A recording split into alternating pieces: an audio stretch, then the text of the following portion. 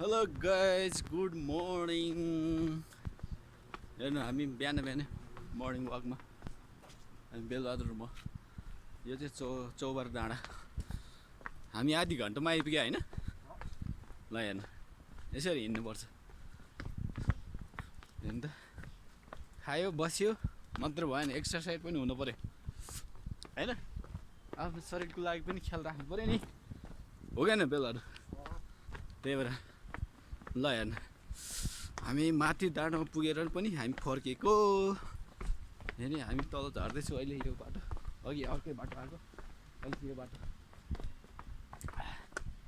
पानी पिउँदै अलिअलि घाँटी भिजाउँदै होइन माथि उकालो चढेर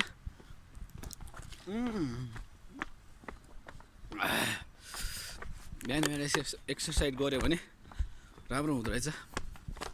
आनन्द अलिकति शरीर पनि फुर्तिलो हुन्छ नि त। हेर्नु गाइस पानी कस्तो झन् नाकमै पस्यो यार। यस्तो छ बाटो चाहिँ, सफा छ बाटो। यसो घारी हेर्दै यसो घुम्न आयो भने यहाँ चिया खाना आउनु रोड चाहिँ तल रहेछ। हामी यसरी हिँड्दैछौँ।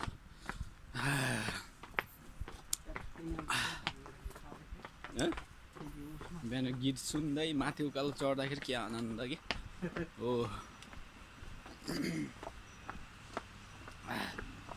मजा लाग्यो। अब 1-2 हप्ता यसरी पनि गऱ्यो भने मोटो पानीलाई चाहिँ घटाउँछ हौ होइन। यो उकालो डेली मर्निङमा आएर यसरी हिँड्यो भने चाहिँ मजाले आफ्नो शरीर चाहिँ स्वास्थ्यकर हुन्छ है गाइस। ल तपाईँहरू पनि आउनु होला, को आउनुहुन्छ। हामी यहाँ रोडमा आइपुग्नु ला। मेन बाटो यो चाहिँ उता दक्षिण काली जाने बाटो हो क्या यो होइन। हो यहाँबाट चाहिँ उता हेटौडा हुँदै जान्छ गाइस। यसरी चाहिँ बाटो चाहिँ यसरी गाइस बाटोमा आइपुग्नु ला।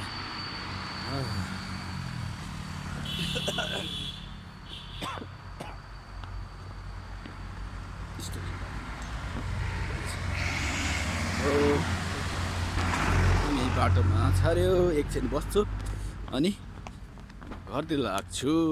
Okay by.